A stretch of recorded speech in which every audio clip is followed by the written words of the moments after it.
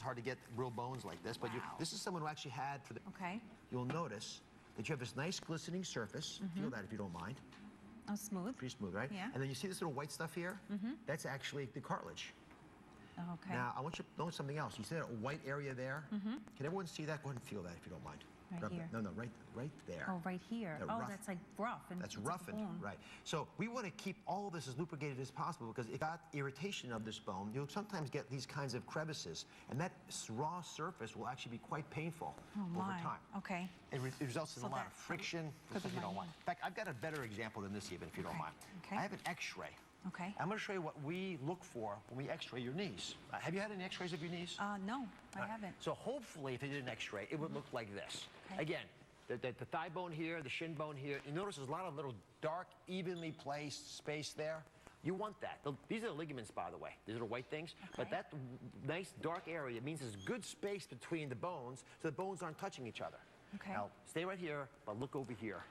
See this bone here? See how there's no darkness here? The bone is touching bone. This is what inflamed, irritated bones become over time, especially if you don't address them in a meaningful way. So I want to keep your bones looking healthy like this. Me too. So there are 3 important steps to make us feel that way, look that way, and age that way. I'm going to walk you through them. Pardon the pun, walking through them. Okay. I think of this stuff all night long. All right. So step 1 is to reverse inflammation. Okay. And we do that by taking 2 important steps. The first is a dietary do, and the other is a dietary don't. So give me an idea of the kinds of foods you eat during the day when you're not out there running. I love apples. I love salad and tomatoes, and I throw avocado in there, and broccoli. It's like one of my favorite vegetables. All wonderful choices, but they don't actually, any of those foods, have a rich source of omega-3s, which I want you to include. Omega-3s are like dousing the fire of your body. There's this beautiful oily substance that sort of lubricates everything, including your joints, great for lots of other parts of your body as well. But I want you to get omega-3s in every meal. So I've taken the liberty of preparing some. This is a chia seed with almond milk breakfast. You know, I have a bag of that at home, but I don't know what to do with it. And taste that, if you don't mind. Please. Wow. I know it looks sort of crazy, but when you actually taste it, I like the slipperiness of the chia. It actually grows a lot.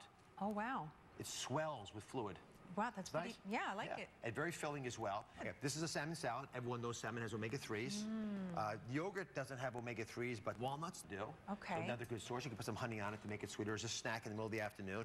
And this is an interesting one that sort of surprised a lot of folks. This is a tofu stir fry, but tofu has omega-3s. I didn't know that. Yeah, most I did not know that. would be surprised, but there's many ways of getting them, but you got to pick the right foods. Now, there's a dietary don't that I hinted at. Okay. Sugar. Oh. I like my sweets. I do. I like them. Everyone likes their sweets, and I hear the groans in the audience. But sugars trigger this release of inflammatory chemicals that make your knee feel like the one I had on there earlier. But more importantly, because they cause these cytokines, these messengers from the body to say, hey, panic, there's a problem here. You don't want to have those sugars in your body, independent of the weight gain. So if the word ends with OSE on an ingredient level, like fructose or sucrose, you want to be very careful about it. Okay, so that's step 1, is eat the right things. Step 2 is you got to actually restore function of your joint with exercise. We bring more blood to the joints if they're being moved around, but they also strengthen themselves. You want those muscles so strong, they literally are pulling the joint apart, preventing the bones from touching. So you mentioned you go running. Do you do any exercises for your knees at all? I love doing dance moves, and I love doing light aerobic with weights.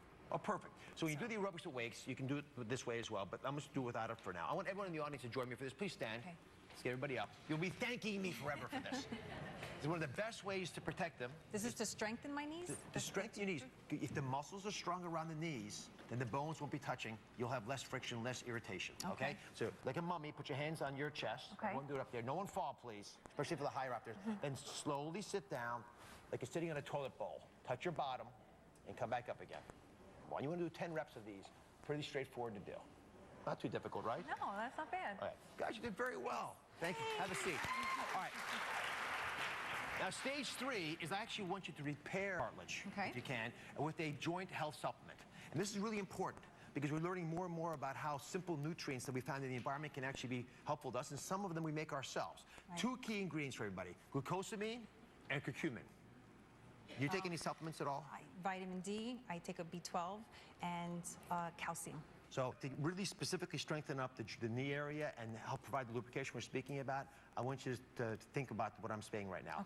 Glucosamine is naturally produced in our body. Our body makes it to help keep those the fluffiness and the juiciness of the joint and the cartilage in particular. So some studies have shown that supplementing yourself with glucosamine actually seems to help those suffering from osteoarthritis. So I like that. You should check that little box off.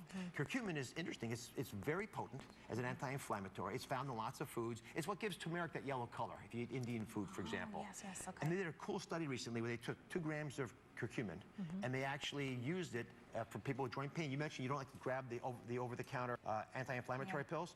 It was equivalent to ibuprofen in reducing osteoarthritis of the day. Wow. So I think when I have natural ingredients, I'd like to take advantage of that. Yes. So I've got a gift for you and for everybody else. Thank Yep, you. this is your gift. Oh, But great. before you grab it, our trusted sponsorship partner, USANA Health Sciences, makes a product called Procosa that has these 2 ingredients in it. USANA's Procosa contains a proprietary blend of vegetarian glucosamine and a highly absorbable form of curcumin. And it's used for over 700 professional and Olympic athletes all around the world. And folks, if it's good enough for them, it is good enough for me. So beginning tomorrow at 3 p.m. Eastern Time, you can go to DrOz.com to be one of the first to receive one of the 1,000 bottles of USANA's Procosa that were given away. An audience that would never forget about you either. You're all going home with Procosa as well. Thanks to our friends at USANA.